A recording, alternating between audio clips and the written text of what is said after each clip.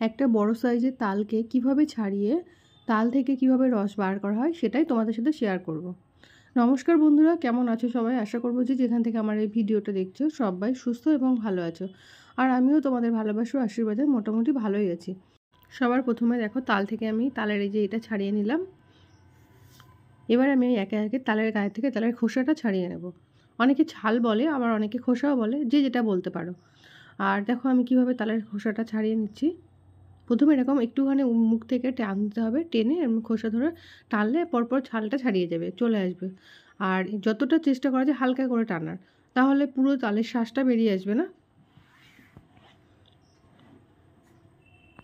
এরকমভাবে টেনে নিতে হবে।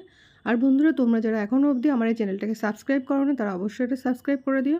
আর যদি ভালো লাগে তাহলে লাইক কমেন্ট শেয়ার করে অবশ্যই আমার পাশে থেকো। দেখো মোটামুটি আমার তালের খোসাটা ছাড়ানো হয়ে গেছে। এবার আমি মাঝখান দিয়ে ভাগ করে নিলাম, ভাগ করে 3টে আটি বেরিয়েছে। মানে এটা তো বড়ো সাইজের তাল, তো সেই জন্য 3টে আটি বেরিয়েছে। আর যদি কেউ এক কোয়া তাল আনে তাহলে কিন্তু একটাই আটি থাকবে, দেখতে গোল হবে, চারিদিক দিয়ে আর কি শ্বাসটা থাকবে। তো এই 3টে আটিগুলো এবার দেখো একটুখানি করে জল দিচ্ছি আর এগুলো ভালো করে চটকে নিচ্ছি। মানে শ্বাসটা যখন বার করে নেব, তো এমনি তো শুকনো হয়ে আছে, তো একটু মানে জল দিয়ে দিয়ে এরকম মানে বাড়ি মেরে মেরে, মানে গামলার মধ্যে নিয়েছি আমি যেহেতু, একটু মানে একটু আছাড় আছাড় দিয়ে দিয়ে করলে দেখো এরকম কী সুন্দর আস্তে আস্তে বার হচ্ছে রসটা। কী সুন্দর বার হচ্ছে বললাম হয়তো, কিন্তু এখন কিন্তু রস বার করার টাইম হয়নি, এখনও অনেক কাজ আছে, তারপরে কিন্তু রসটা বার করব। দেখো একদম হয়ে এসছে মোটামুটি। এবার রসটা বার করার মতন হয়ে এসেছে। দেখো এইভাবে চটকে নিতে হবে, অনেকক্ষণ ধরে কিন্তু চটকাতে হবে, না হলে কিন্তু এই রসটা বার করা অতটা সহজে হবে না। এবার আমি নিয়ে নেবো একটা সাজি। আর যাদের বাড়িতে ঝুড়ি আছে তারা ঝুড়ি নিতে পারো, আর যাদের বাড়িতে সাজি আছে তারা এই সাজি দিয়েও কাজ চালাতে পারবে। তো আমার বাড়িতে যেহেতু ঝুড়ি নেই, তো আমি সাজি দিয়ে কাজটা চালাবো। তো দেখো কিভাবে কাজটা করি। তো এরকম একটা পরিষ্কার করে নিয়েছি সাজিটাকে সবার প্রথমে। তারপর এই সাজিটাকে একটা থালের উপরে বসাতে হবে। এবার যে যেমন একটু কাঁধা উঁচু থালা হলে ভালো হয়, অনেকে গামলার উপরেও বসিয়ে নিতে পারে, যার যেটা সুবিধা তো সেরকম জায়গায় সবাই মানে পেতে নেবে। নিয়ে এরকম মানে তালের আর কি তালটা এরমভাবে ঘষবে, ঠিক ওই চুবড়ি কিংবা ঝুড়ির কিংবা সাজির এই পেছন পিঠ দিয়ে। আর এরমভাবে ঘষলে পেছনে মানে ভেতর দিকবে দেখবে তালের শ্বাসটা পড়ে যাচ্ছে, আর এই তালের গায়ের আটিটা শুধু থেকে যাবে। তো এরকমভাবে ঘষতে ঘষতে ঘষতে ঘষতে দেখবে তালটা আর কি শুকিয়ে আসবে, ততক্ষণে বুঝে নেবে যে তালের রসটা কিন্তু আমার ভেতরে পড়ছে, থালার মধ্যে পড়ছে। মানে এই যে চুবড়ির ভেতর দিয়ে দেখছো সাজির মধ্যে দিয়ে আমি যেটা ঘষছি, এখান দিয়ে কিন্তু তালটা পড়ে আসছে, মানে আর কি থালায় পড়ছে। দেখো এরকম করতে করতে করতে অনেকক্ষণ ধরে করতে হবে, বেশ কিছুক্ষণ সময় লেগে যাবে। এটা কিন্তু ঝট করে হয় না, বেশি টাইম ধরেই করতে হয়, অনেকটাই সময় লাগে। এটা বলে তাল সেঁকা। তো এইভাবে সেঁকতে হবে, মানে এরকম ঘষে ঘষে, আর ভেতরে তালটা পড়ে যাবে, আর কোনো যে চোষগুলো পড়বে না। মানে তালের গায়ে যেসব দেখছো চোষ টাইপের থাকে না, এগুলো কিন্তু একটাও তালের মধ্যে যাচ্ছে না। এবার এই তালটাকে তোমরা বড়া করো কিংবা মানে রান্না করো কিংবা তালের পায়েস করো, যে যেটা করতে পারো। এবার দেখো আমি কীভাবে বার করছি। দেখো তালগুলো কি সুন্দর জমে গেছে না, তালের রস, এটাই হচ্ছে তালের রস। আর ঝুড়ির গায়ে মানে ভেতরের দিক থেকে কিছুটা জমে আছে, তো এটা হাত দিয়ে আমি আজকে পরিষ্কার করে নিচ্ছি। আর এটা যেহেতু কালো জাতের তাল, খুব ভালো জাতের তাল, তো এটা না একদম তিতো হয় না। একটু লালচে যেগুলো হয় সেই তালগুলো বেশ একটু তিতো তিতো ভাব থাকে, কিন্তু এটা না চাইলে অনেকে শুধুও খেতে পারে। অনেকে দেখতাম আমি ছোটোবেলায় শুধুও খেত। যাই হোক, এখন আর কেউ খায় না। আর এটা অনেকে বললাম যে একটু তালের পায়েস করলে তো আমারও খুব ভালো লাগে। আমার কর্তামশাই অতটা খেতে চায় না, উনি বড়াই ভালোবাসে। তো কী যে করি সেটাই ভাবছি। তো চলো দেখি, কিছু একটা করতে তো হবেই, ছেলেকে একটু কিছু না করে খাওয়ালে হয় বছরকার দিনে। আর এই যে দেখো আমার তালের রসটা কিন্তু এতটুকুই বার হয়েছে, তাল থেকে সেঁকে যে রসটা বার করলাম ঠিক এতটুকুই হয়েছে। এবার আমি তালটাকে কিছুটা এর মানে পরিমাণ মতো অর্ধেক তাল নিয়ে নেবো, মানে যতটুকু হয়েছে অর্ধেকটা নিয়ে নেবো, নিয়ে এটা বড়া করব। তো তার জন্য নিয়ে নিচ্ছি দেখো পরিমাণ মতো একদম সুজি, পরিমাণ মতো চালের গুঁড়ো, আর একটুখানি আটা। মানে একটুখানি আটা বললে হবে না, পরিমাণ মতো। যদি আমি 2 কাপ সুজি নিই তাহলে 2 কাপ আটা নেব, কিন্তু এখানে আমি 2 কাপ অ্যাড করছি না। এখানে আমি নিয়ে নিচ্ছি মোট 4 কাপ, মানে সরি 4 চামচ আটা, আর 4 চামচ সুজি, আর 2 চামচ হচ্ছে, মানে আমার এই যে স্টিলের চামচে 2 চামচ হচ্ছে তোমার চালের গুঁড়ো, আর চিনি অ্যাড করলাম 4 চামচ। তো এইভাবে ভালো করে ফাটিয়ে নেব ওইগুলো মিশানোর মতো। এবার ওই যে মানে বেসন দিয়ে যে বড়াটা হয় না, ঠিক সেই টাইপের হবে, একদম টাইট হবে, তারপরে কিন্তু বড়াটা হবে। একদম পাতলা থাকলে কিন্তু মানে ছেড়ে যাবে আর কি, মানে কড়াইতে দিলে কিন্তু ভালো হবে না, বড়াটা ছেড়ে যাবে, লেগে যাবে এরকম আর কি। ঠিকঠাক অ্যাপ্রোপ্রিয়েট যদি মানে এটা না হয় তাহলে কিন্তু খেতেও ভালো লাগবে না। তো দেখো আমার কিন্তু এইভাবে করে নিয়েছি মোটামুটি। আর এখন আমি কড়াইতে দিয়ে দেবো তেল, আর তেলটা গরম হলে আমি এই যে বড়াগুলো ভেজে নেবো ভালো করে। তো দেখো বড়াগুলো কিন্তু বসিয়ে দিয়েছি। আর বড়াটা ভাজতে কিন্তু একটু বেশি মাত্রায় তেল দিয়ে দিতে হবে।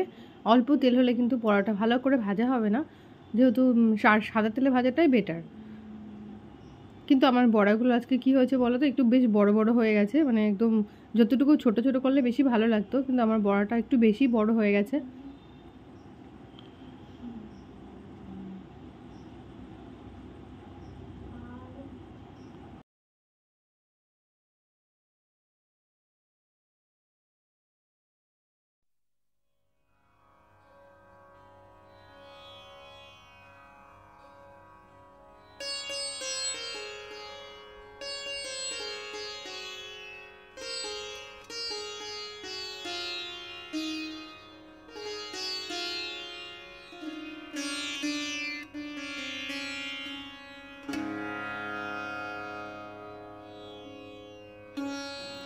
আর এখন আমার বড়াগুলো ভাজা কমপ্লিট। আর এটা দেখানোর জন্য তোমাদেরকে একটা প্লেটে তুলে নিয়েছি।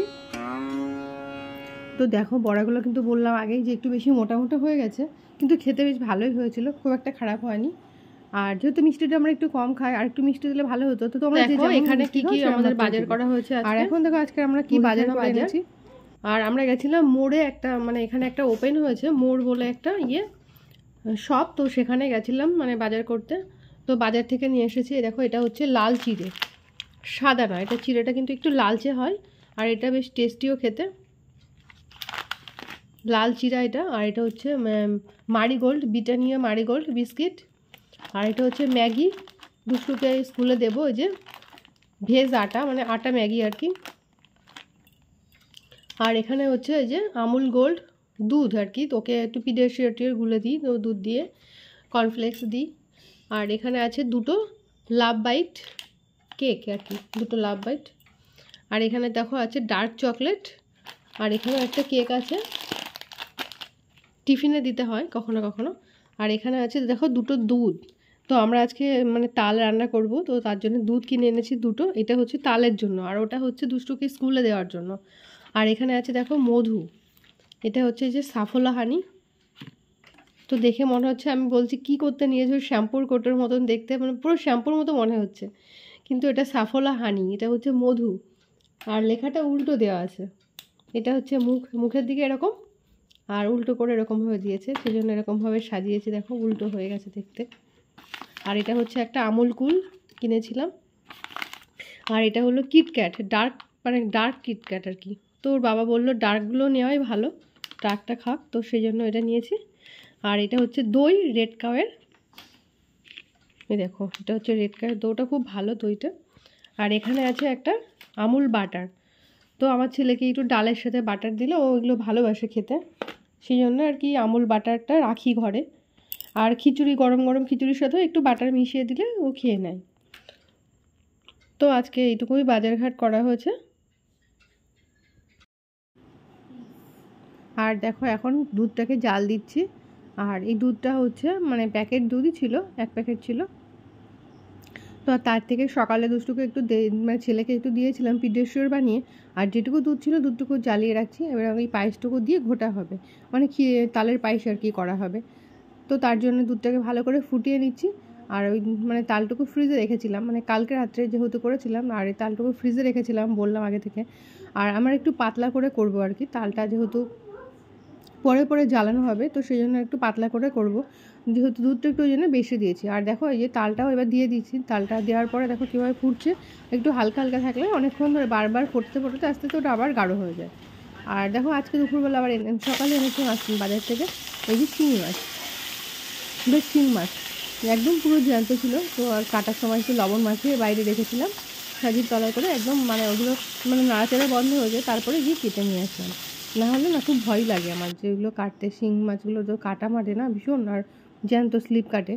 তো যাই হোক মাছগুলো কেটে ফেলেছি। আর তার জন্য মাছের জন্য নিয়ে নিয়েছি কলা, দুটো কলা নিয়েছি, কাঁচকলা আর একটা আলু। তো কলাগুলো কেটে নিয়েছি, আর কলার গায়ে একটু হলুদ মাখিয়ে নিচ্ছি, তাহলে কালারটা না ভালো আসে। কাঁচকলার গায়ে হলুদ মাখিয়ে রাখলে বেশ ভালো একটা কালার আসে। তো এই কলাটা দিয়ে আর কি মাছটা দিয়ে রান্না করব। আর আজকে আমাদের শপে একটা ভাই আছে, তো ওর বাবা হচ্ছে বাড়িতে নেই, তো ওর জন্য আর কি ও আমাদের বাড়িতে এসে খাবে। তো তার জন্য কি করব, এক রকম তরকারি দিয়ে তো ওকে দেওয়া যায় না, কিন্তু ঘরেতে আমাদের সেরকম কিছু ছিল না। তো তার জন্য একটু বলেছি বরকে মাংস নিয়ে আসতে, চিকেন। তো চিকেন নিয়ে আসবে বর, তো ওইটাই রান্না করবো ওর জন্য। আর এইদিকে হচ্ছে কলা দিয়ে মাছের ঝোল। তো তার জন্য এই তরকারিটা করার জন্য আমি প্রথমে একটা শুকনো লঙ্কা ফোড়ন, একটু জিরে ফোড়ন দিয়ে কলাগুলো দিয়ে দিয়েছি, তারপরে জিরে বাটা দিয়ে আর এই যে কলা দিয়ে হালকা পাতলা ঝোল করে দিয়েছি। আর এই যে নিয়ে এসেছে দেখো আমাদের এখানে 1 কিলো চিকেন। আর চিকেনটা বেশ ভালো বাছাই করা একদম। তার জন্য নিয়ে নিয়েছি 4টে আলু। আলুগুলো একদম লাল লাল করে ভেজে ফোড়নে দেওয়ার জন্য নিয়েছি 2টো তেজপাতা, আর এই যে গোটা গরম মশলা নিয়েছি, 2টো এলাচ, 2টো লবঙ্গ, 2টো দারচিনি আর একটা শুকনো লঙ্কা। তো এগুলো দিয়েই ফোড়নে দেওয়া হবে। তো ফোড়নটা দিয়ে দিলাম, এবার মশলাটা দিয়ে দেবো। এবার আমি মশলাগুলো দিয়ে ভালো করে কষিয়ে নিচ্ছি। আর এটা যতটা কষানো যায় ততটা খেতে টেস্টি হবে। আর এমনিতেই মানে খুব একটা রান্না হয় না বাড়িতে, মানে চিকেনটা যেহেতু আমি খাই না, খুব কমই হয়, মানে হয় না, ওদের ইচ্ছা হলে তখন নিয়ে আসা হয়, ওরা নিয়ে আসে। মানে আমি খাই না বলে তোমাদের দাদাভাই একদম খেতে চায় না, আর মাংস আনতেও চায় না বাড়িতে। তো যাই হোক, আজকে আর কি কিছুই ছিল না রান্না। তো ওই যে বললাম যে একটা ভাই আছে, ও আমাদের বাড়িতে খাবে, তো ওর জন্যই স্পেশালি বললাম যে মাংস নিয়ে এসো। আর ওনারা অনেকদিন ধরে খেতে ইচ্ছে হচ্ছিলো, তো বাড়িতে না আনলে তো আর হয় না, তো আর কি ওই আনতে বললাম। আর এইভাবে দেখো অনেকক্ষণ ধরে কষাতে হবে। আর মোটামুটি কষানো হয়ে গেছে, এখন আমি আলুগুলো ওর মধ্যে অ্যাড করে নেব। এবার আলুগুলো দিয়ে একসাথে কষিয়ে নেব, কিছুক্ষণ ধরে কষাতে কষাতে থাকবে। আর ওদিকে আমার গরম জল বসানো আছে, গরম জলটা হচ্ছে। তারপরে যেন আমি এখানে কি দিয়েছি, 1 কোয়া রসুন দিয়ে দিয়েছি, মানে একটা কোয়া বলতে কিছুটা রসুন ছাড়ানো ছিল, আর মানে খানিকটা কোয়ার গায়ে লেগেছিলো, অনেকগুলোই মানে আস্ত রসুন ওর মধ্যে দিয়ে দিয়েছি। ওটা একটুখানি মাত্র কষিয়ে, আরও যে বললাম পাশে গরম জল হচ্ছিলো, প্রেশার কুকারে দেওয়া ছিল, আর এই গরম জলটা দিয়ে কিন্তু আমি কষাচ্ছিলাম প্রথম থেকে। আর কষানোর পরে এবার আমি জলটা ঢেলে দিলাম, পরিমাণ মতো জল দিয়ে দেবো। আমি তো মাংস খাই না, কিন্তু টেস্ট করতে গেলে একটু অসুবিধা হয়, কিন্তু আন্দাজে পরিমাণ মতো দিয়ে করি, কিন্তু খেতে খুব একটা খারাপ হয় না। আরও স্পেশালি তোমাদের দাদাভাই তো বলে যে মাংসটা নাকি আমি খুবই ভালোই করি। আর শুধু তোমাদের দাদাভাই নয়, আরও অনেকেই খেয়ে বলেছে যে মাংসটা নাকি ভালো করি। জানি না আদৌ ভালো করি কিনা, না হলে হয়তো ওরা আমার মন রক্ষা করার জন্য হয়তো কথাটা বলে যায় যে মাংসটা আমি খুব ভালো রান্না করি। তো যাই হোক, তোমরাও দেখো কীভাবে আমি রান্নাটা করছি। আর দেখো এই জলটা কিন্তু আমার ফুটছে, এবার আমি একটু পরিমাণ মতো লবণ হলুদ দিয়ে ঢাকা দিয়ে দেবো, কিছুক্ষণ ফুটিয়ে নেব।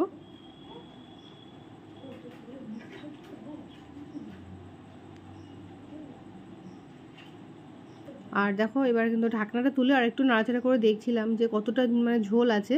ঝোলটা আর একটু মারতে হবে, এতটা ঝোল তো থাকবে না, আর বেশি ঝোল থাকলে ভালো লাগে না চিকেনের ইয়েটা, একটু ঝোল কম হলেও ভালো লাগে। তো যাই হোক, এই দেখো এখন কিন্তু মোটামুটি আমার ঝোলটা রেডি একদম, মানে রেডি বলতে ঝোলটা পরিমাণ মতো হয়ে এসেছে।